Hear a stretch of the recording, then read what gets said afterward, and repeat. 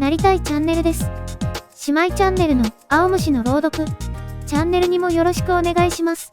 魔王学院の不適合者第3章勇者学院編第87話生命湖の結界第88話教え子の願い朗読を始めます。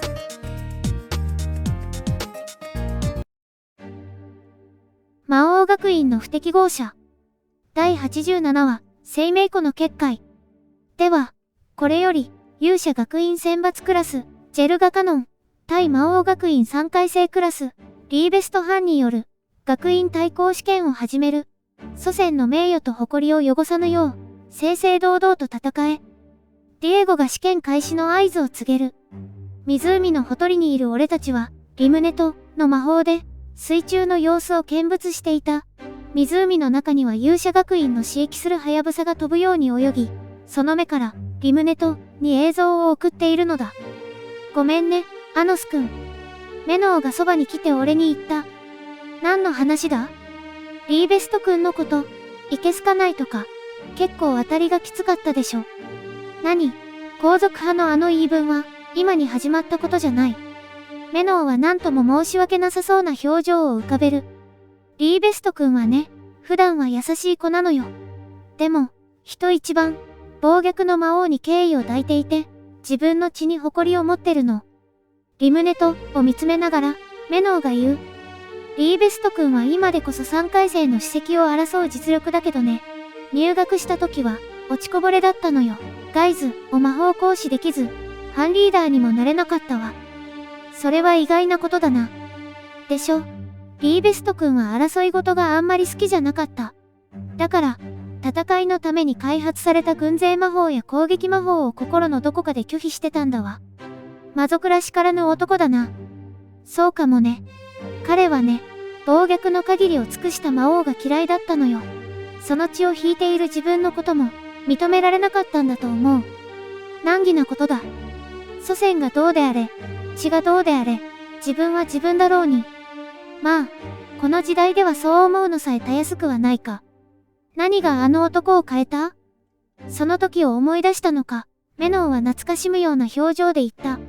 あの子が2回生の時、ガイズの授業を受け持ってたんだけど、争い事は本当は好きじゃないっていうのを打ち明けられてね。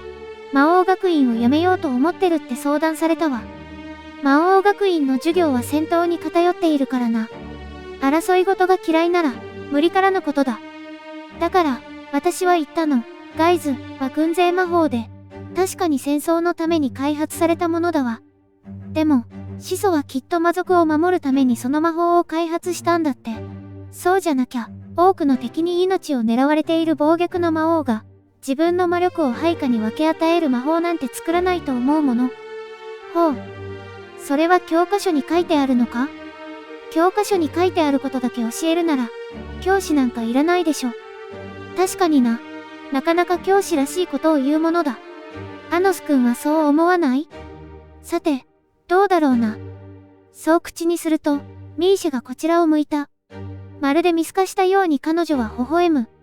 争い事が嫌いでも、何かを守るために力が必要な時もある。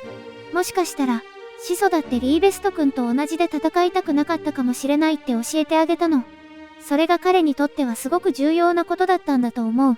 リーベスト君は始祖を尊敬するようになって、皇族として誇りを持てるようになったのよ。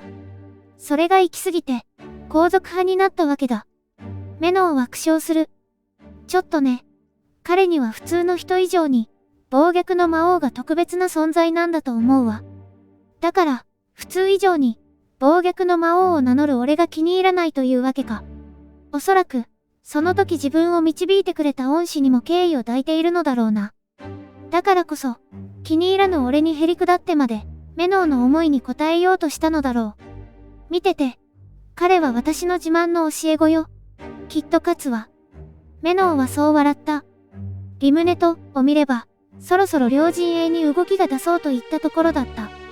ジェルガカノンは湖の中に神殿や建物の並び立つ水中都市に拠点を構え、リーベスト藩は岩山などが多く存在する水中洞窟付近を陣地としている。水中活動ここの魔法を使っているため、魔力が枯渇しない限り、窒息する心配はないだろう。リーベスト様、準備が整いました。毅然とした態度で配下が言う。リーベストは家柄が良いのか、それとも実力があるのか、班員たちの口調には敬意が見て取れる。あるいは、落ちこぼれから、史跡を争うまでになった努力の賜物かもしれぬな。やりなさい。まずは定石通り、リーベストは自らの陣地に魔王城を建てた。塔のように細長い城だ。その周囲の水流が激しく渦を巻き、魔王城への侵入を阻む水の壁と化した。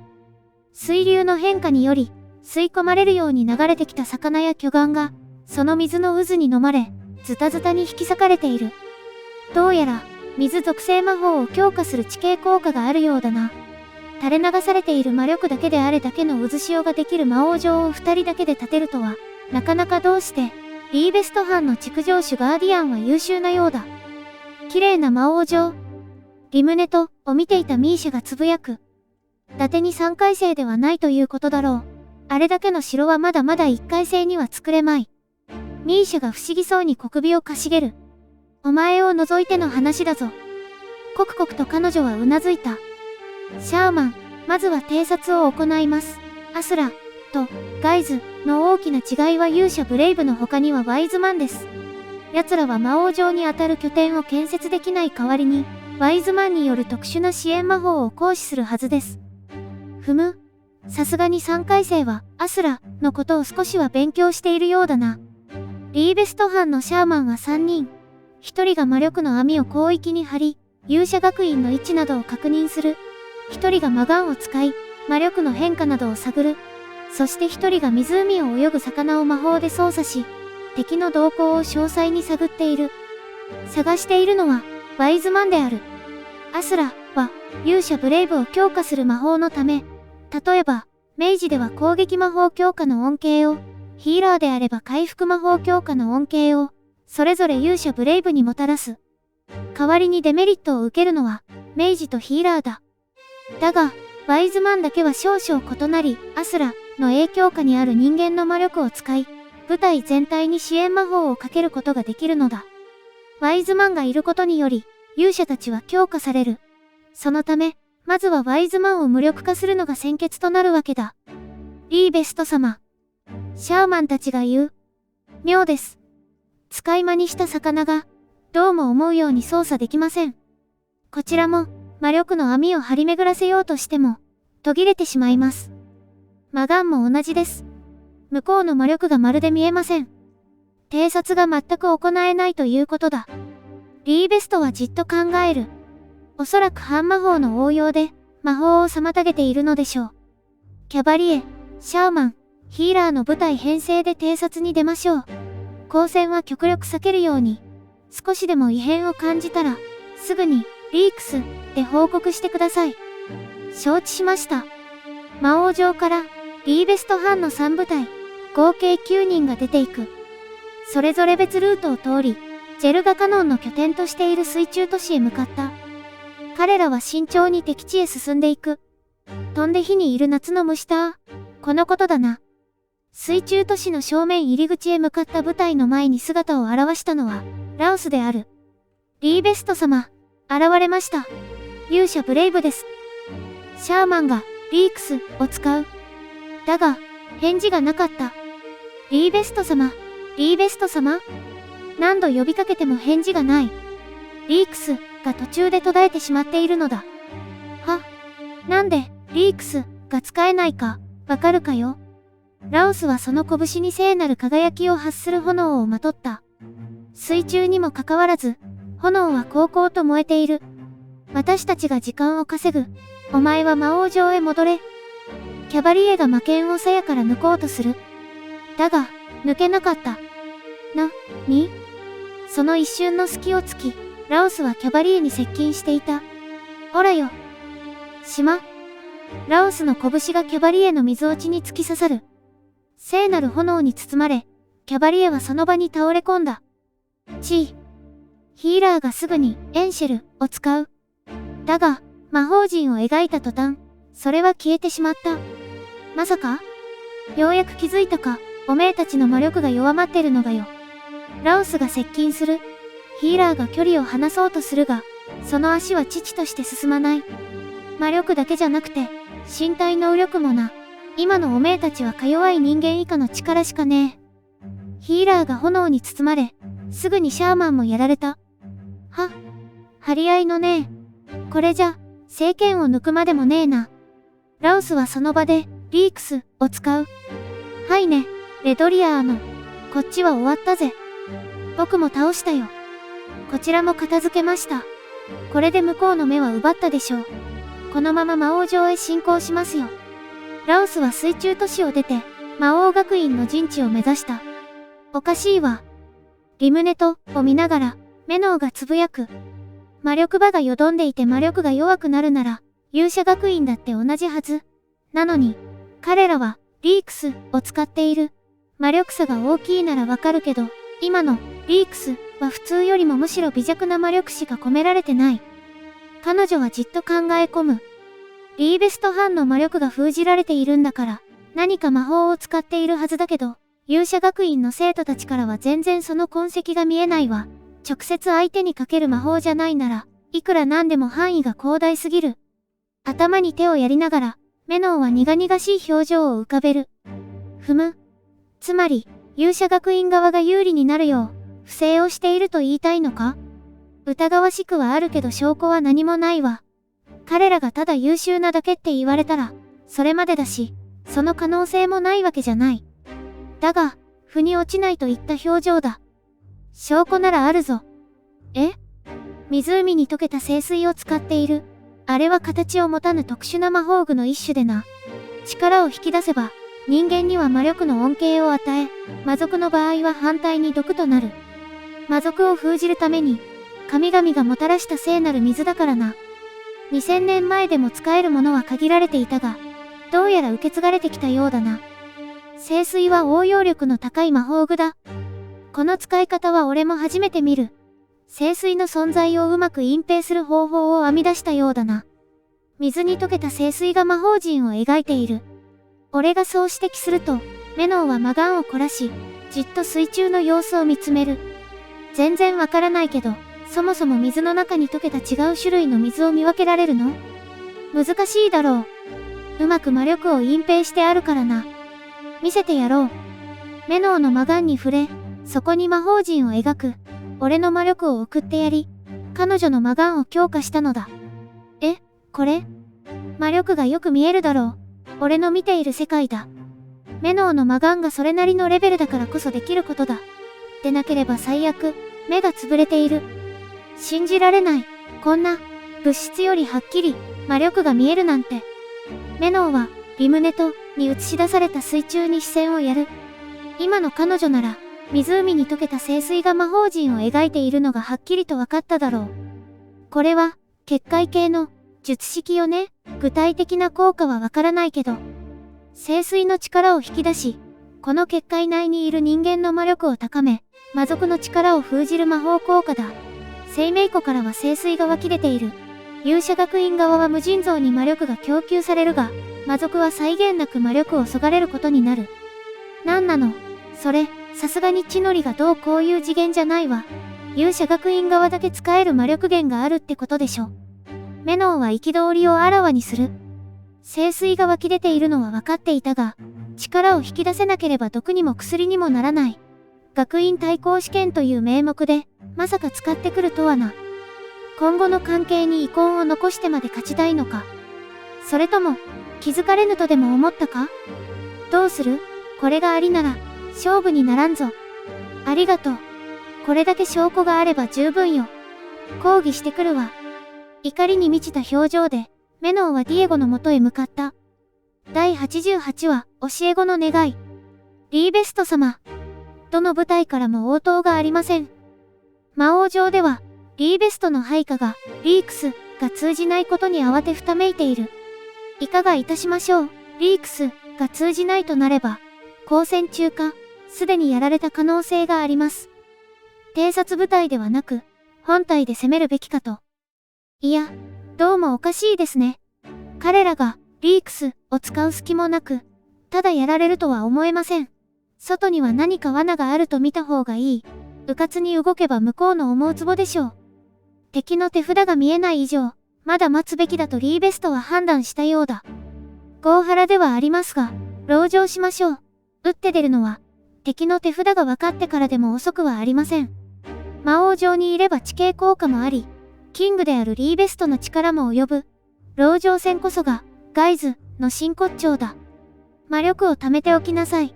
奴らが姿を現した瞬間、目に物を見せて差し上げます。承知しました。悟られぬよう、密かに大魔法の準備をしながら、リーベスト班は敵が来るのを待つ。しばらくして、ようやく見えたか。とっと終わらせようぜ。魔王城の東、目視で確認できる距離にラオスが現れる。気が早いな。ラオスは、少しは遊んであげないとつまらないよ。西にはハイネが。お二人とも、油断はいけませんね。まだ何が出てくるか分かったものではありません。慎重にことを進めてください。北側にはレドリアーノがいた。見えました。北、東、西の方角に、それぞれ勇者ブレイブです。リーベストの配下が声を上げる。一人を強化するのではなく、三人に分けましたか。しかし、同じことです。さあ、行きますよ。魔王学院の力、奴らに思い知らせてやりなさい。了解、リオエイアス、準備。リオエイアス、準備、魔法陣展開開始。魔王城に巨大な魔法陣が現れ、それが10門の宝刀と化す。魔力供給開始。込められた魔力に魔法陣が起動し、宝刀に光が集った。発射準備完了。魔法の照準がそれぞれ、ハイネ、ラオス、レドリアーノに向けられる。行きますよ、リオエイアス、発射。リーベストが毅然と言い放つ。その時だった。湖が白く、聖なる光に包まれたのは、ラオス、ハイネ、レドリアーノを頂点として、魔法線で三角形が描かれている。その中心に巨大な魔法陣が浮かび上がり、まるで魔王城を覆うかのような光が立ち上っていた。リーベスト様。魔力供給量が、急速に減少しています。魔法陣を維持できません。魔王城に展開された、リオエイアスの魔法陣が消える。それどころか、魔王城の周囲の渦潮さえ消えてしまった。魔力が出ません。このままでは、魔王城が、築城主ガーディアンが声を上げた直後、ぽっきりと魔王城が半分に折れ、水流に流されていく。外壁や床、天井がみるみるうちにバラバラになっていき、中にいたリーベストたちは城の外へ放り出された。魔王城の崩壊により、湖は荒れ狂う。リーベストは、フレスの魔法で水中を飛び、なんとか体勢を立て直した。皆、落ち着いて敵の攻撃に備えなさい。すぐに助けます。へえ、できるかな？リーベストの背後にハイネがいた。お兄さんが、キングってことは、将来魔皇になるんでしょ。それがどうしました？ハイネはふふっと笑う。あれをご覧よ。わかるかな？ハイネが指さした方向を、リーベストは振り向く。チカッと光るものがあった。崩壊した魔王城の瓦礫が水中に散らばる中、放り出された生徒たちめがけ、皆そこから聖なる炎が幾度となく発射されている。ダメだ。半魔法も全く使えな。ギャー。水中を阿鼻教官がこだまする。かろうじて働いている水中活動ここの魔法が、彼らの声を弱々しくリーベストに伝えていた。弱え。こうなっちまったら、弱弱えもんだな。魔族ってやつは。ラオスが、聖炎サイファを連発し、次々と生徒たちを焼いていく。半魔法も回復魔法も結界により封じられた彼らはなす術もなく、水中に散った。あははははは。無様だね。笑っちゃうな。こんな情けない人が、将来の魔皇だなんて。魔王学院って、一体何を教えるところなの？仲間を見殺しにすること？あはは。と笑うハイネに、リーベストが視線を鋭くする。鞘から魔剣を抜こうとするが、しかし、魔力が足りず、抜くことができない。どうして君たちの魔力が弱くなってるか、教えてあげよっか？まるで遊んでいるようにハイネは言った。この湖に溶けている聖水はね、特殊な魔力場を作り出すんだ。うまく力を引き出せば魔力源として使えるけど、そうじゃなかったら逆に魔力を使う妨げになるんだよ。って言っても、君にはできないよね。こんなに難しいことは。ハイネがわざとリーベストにもわかるように、魔法具として聖水を行使する。そういうことですか。ですが、それは最後まで黙っておくべきでしたね。リーベストは、ハイネの魔力の流れを正確に分析し、それと全く同じように聖水を魔法具として行使する。それが罠だった。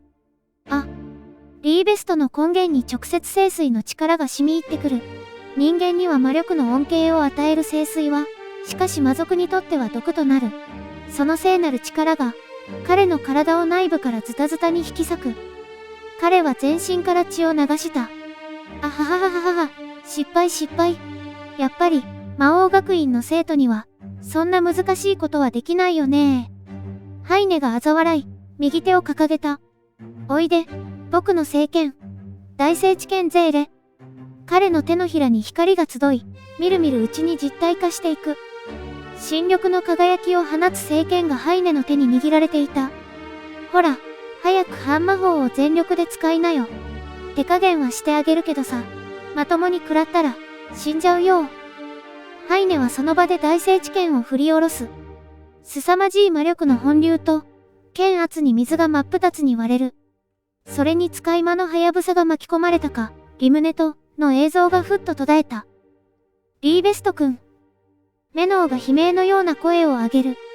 次の瞬間、彼女は睨みを利かせ、ディエゴに詰め寄った。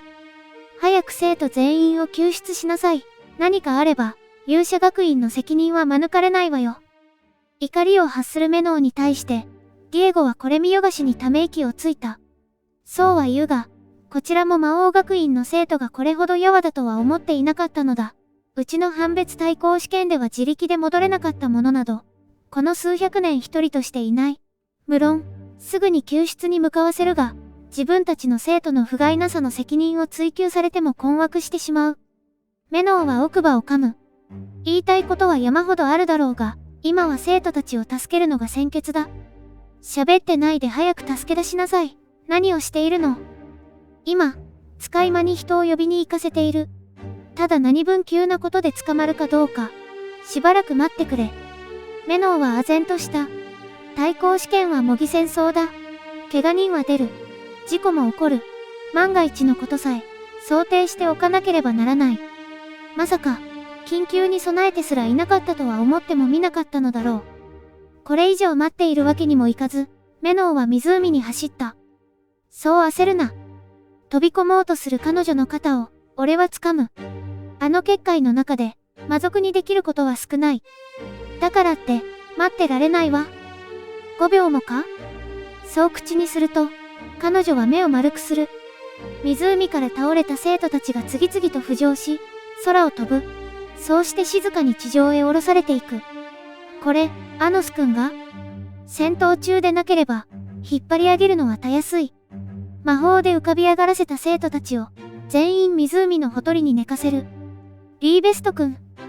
一番容体の深刻なリーベストにメノウは駆け寄る。彼女はすぐに、エンシェル、の魔法をかけた。だが、傷が全く癒えなかった。どうして？嘘でしょ。メノウはさらに魔力を込めるが、リーベストの体からは血が流れていく一方だ。なんで、お願い。聞いて、お願い。メノウ先生、それは無駄だ。聖痕ができている。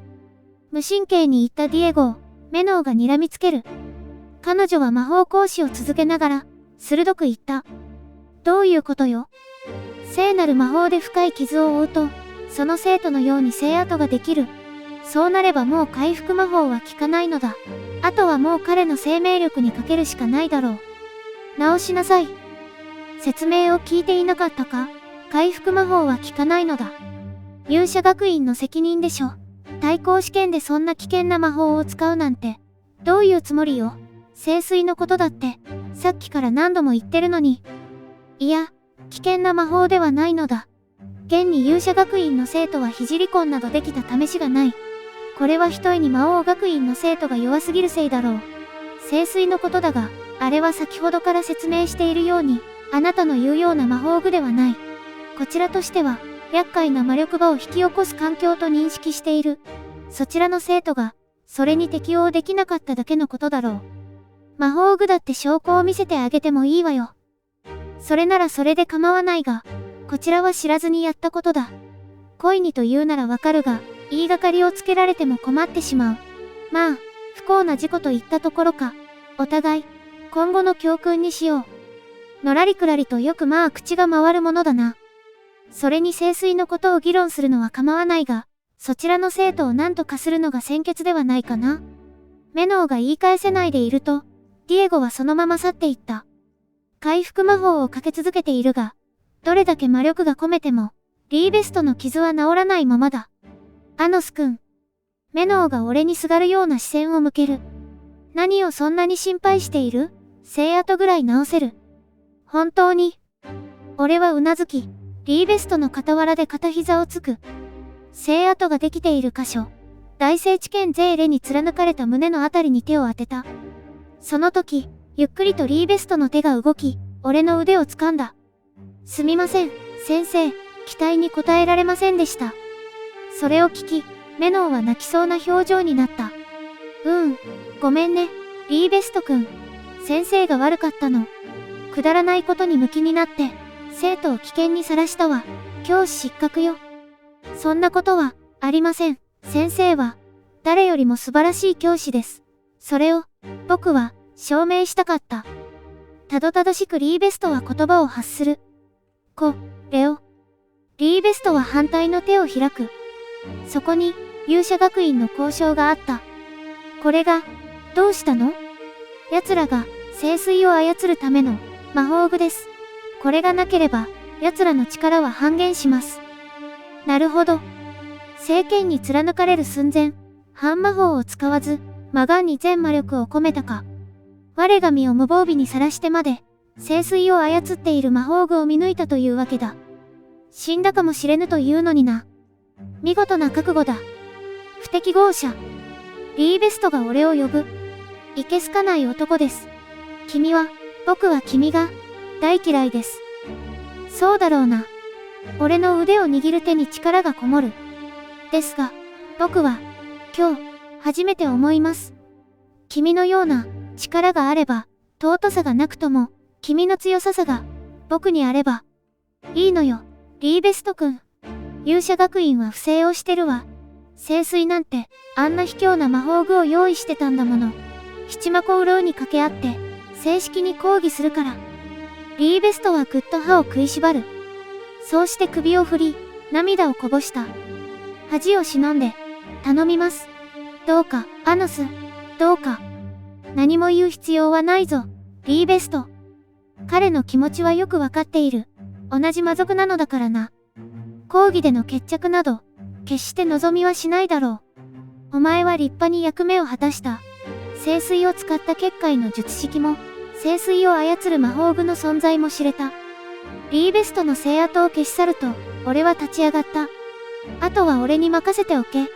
正々堂々、あいつらに地獄を見せてやる。